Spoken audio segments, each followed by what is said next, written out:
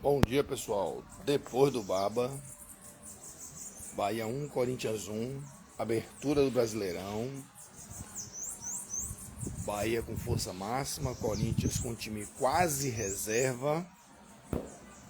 Dizem as línguas que estava de ressaca da final do Paulista, foi campeão quinta-feira.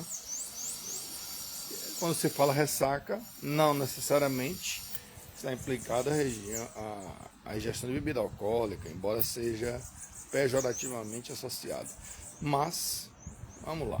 Ressaca porque comemorou, deve ter dormido tarde, jogadores, descanso merecido, premiação.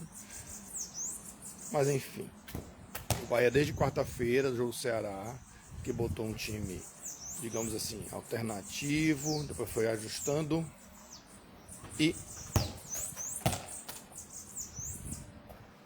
teve mais tempo de treino. E o que aconteceu? O Bahia fez 1-0, um gol de Gilberto de cabeça, um cruzamento primoroso de Juba. Aliás, tem melhorado esse fundamento muito nesse ano em relação ao passado. Eu que sempre critiquei Juba, não por culpa dele, mas por causa da insistência de Rogério o manter na lateral esquerda, no seu esquema, no seu retângulo, losango, pentágono, o que for, toque de bola, porque Juba veio como meio atacante lá do Sport. Mas tem os últimos 2 jogos, cruzamento primoroso, tem feito e ajudado o Bahia com assistência. E o Bahia podia ter feito o segundo, podia ter feito o terceiro e não fez. Futebol não perdoa quem não mata jogo. Aí o que aconteceu no segundo tempo? Primeiro, teve um cartão amarelo no primeiro tempo, muito injusto, em Everton Ribeiro, que é um cérebro, é um criador, talentosíssimo, mas não tem cacuete de marcação. No entanto, ele tomou o cartão amarelo.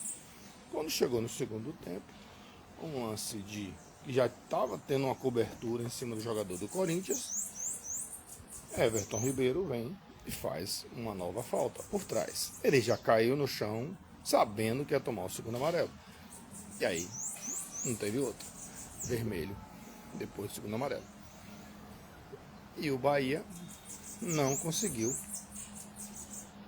superar o Corinthians com a dificuldade aumentada com um jogador a menos.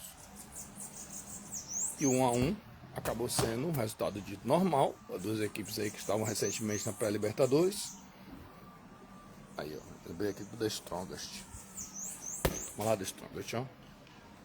Tô com a mira boa, tô enxergando bem. E o Bahia não teve a oportunidade de matar o jogo e não matou.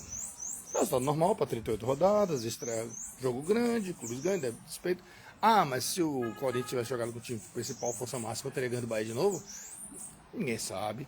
Futebol não é ciência exata. Às vezes você podia até ganhar melhor de um time principal, porque normalmente propõe o jogo, se abre mais. E geralmente reservas que entram querem mostrar serviço para o técnico, querem mostrar que tem condições de ser titular. Mas enfim, o Bahia está na escala de prioridade, meio que freio de mão puxado, vai tentar administrar Brasileiro com Libertadores quinta-feira. Vai ser um jogo dificílimo. Eu vi o jogo do Inter contra o Flamengo, saiu abrindo para cá, tomou um empate. E vai ser um jogo grande. O Inter é o grande favorito desse grupo, para ser o líder? Sim. Está mais encorpado, belo trabalho de Roger Machado. E o Bahia vai, quinta-feira, lotar a Fonte Nova para tentar ganhar do Inter. E começar bem aí essa fase de grupo, que são 6 jogos. Começa aí jogando em casa, depois 2 fora, depois 2 em casa e encerra com o Inter fora.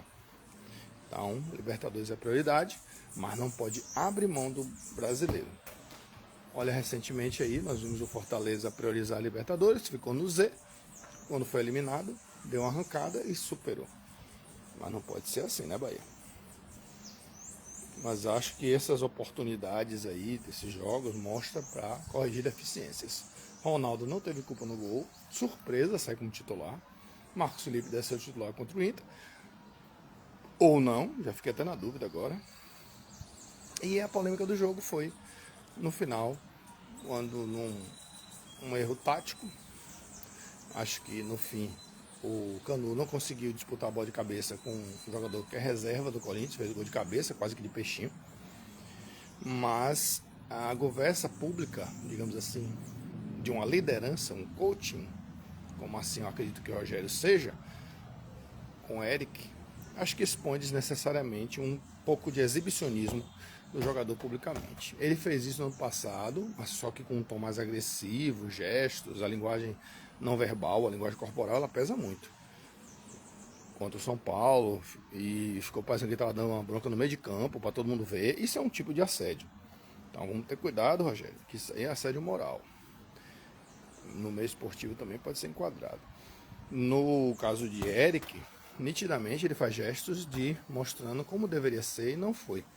Só que não deixa de ser uma exposição pública, porque cabeças vão pensar como uma crítica, uma exposição do jogador. Então tem que ter muito cuidado com isso. São coisas que podem ser feitas nos vestiários, nos bastidores, e não precisa expor o trabalhador, o profissional, a tal situação. E vamos em frente aí. Bom, uma boa semana a todos. Fiquem com Deus. E aqui eu vou treinando o meu X1 para pegar o filhão, que está em plena evolução. E a gente sua um pouquinho, né? Bora, Bahia.